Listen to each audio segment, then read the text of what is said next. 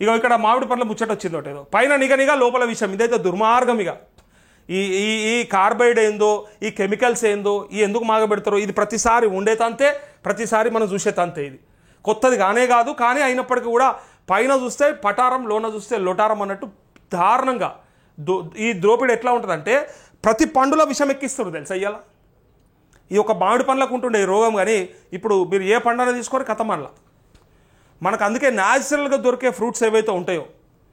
అడవిలో దొరికే పండ్లు ఏవైతే ఉంటాయో గవ్వే బెస్ట్గా ఇట్లా పండించినవి కాకుండా ఇట్లా అంటే వీళ్ళు హైబ్రిడ్గా లేకపోతే కొనుక్కొచ్చి లేకపోతే రకరకాలుగా వాటిని తీసుకొచ్చి ఇట్లా చేస్తున్నటువంటి మాత్రం పక్కగా దందా చేస్తున్నటువంటి పండ్లు ఏవైనా కూడా దారుణమే అయిపోయినాయి వీటికంటే ఆ రేన పండ్లు మొర్రి పండ్లు లేకపోతే ఆ కత్తెర పండ్లు లేకపోతే ఇంకా ఊడుగ పండ్లు ఇంకా రకరకాల పండ్లు ఉంటాయి కదా అవి నయం ఇంకా మన ఇండియన్ సపోటాగా పిలుచుకుంటాం మోతుకు చెట్టు మోతుకు పండ్లు మోతుకు కాదు తునికాకు తునికి పండ్లు మోతుకు కాదు తునికి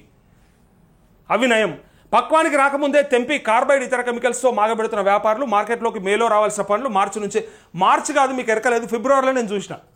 మామిడి పండ్లు పచ్చపచ్చటి మామిడి పండ్లు ఫిబ్రవరిలో నేను మార్కెట్లో చూసిన ఎట్లా వస్తాయి అసలు ఒక్కో జాగలకు ఇంత పింద దొరకది ఒక్కో జాగలో అప్పుడప్పుడు ఇక పూత నుంచి కాయ దశకు వస్తుంది ఉగాది రాకముందే పండ్లు వచ్చినాయంటే అసలు ఏం తింటున్నాం మనం అనేది మనకు అర్థం కావాలి తీయగా రసాలు ఉరాల్సినవి కాస్త సప్పసప్పగా రుచి పచ్చి ఉండట్లే ఇలాంటి పండ్లు తింటే ఆరోగ్యంపై తీవ్ర ప్రభావం పడుతుందని డాక్టర్ల హెచ్చరిక అంటూ ఇక తేడా ఎట్లా గుర్తించాలనేది ఒక మాట చెప్పారు సైంటిస్టులు మీరు యాది పెట్టుకోరు పండ్లలో తేడాను గుర్తించండి ఇలా సహజంగా పండిన మామిడి పండ్లు పసుపు లేదా ఆకుపచ్చ రంగు కలిగి లోపల పండు మొత్తం పక్కం వచ్చి ఉంటుంది కానీ పండును ఒత్తితే కొద్దిగా మెత్తగా ఉంటుంది ఎక్కువ రోజులు నిల్వ ఉన్నా త్వరగా పాడైపోదు సహజంగా మగ్గిన పండ్ల వాసన కొద్ది దూరం వరకు వస్తుంది కాల్షియం కార్బైడ్ ఇథిలిన్ రైపనర్లు వాడిన పండ్లకు మామిడి పండ్లకు